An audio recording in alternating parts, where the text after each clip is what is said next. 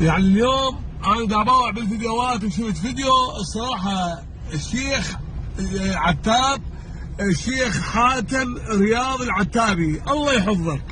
اقول لك الله يحفظك ورحمه الله على روح ابوك، واقول لك اللهم ربي عظم الله اجورك واجور المسلمين واجور بني عتاب بالمصاب اللي صار عندكم. يعني ان شاء الله نقول خاتمه الاحزان يا ربي. الله يحفظك. اليوم شفت لك خطبه بعشيره عتاب اليوم ويا عشيرتك، اقول لك فد كلام واحد، اقول الله يحفظك وتحيه لك، والله انزع لك شماغي ترى، والله على اللي تكلمت اليوم وتحب الستر وتحب تقول للناس ارجعوا لغرض حقن دماء المسلمين. يعني والله اليوم انت فعلا تحيه لك، اجلال واكرام لك من كل العراقيين.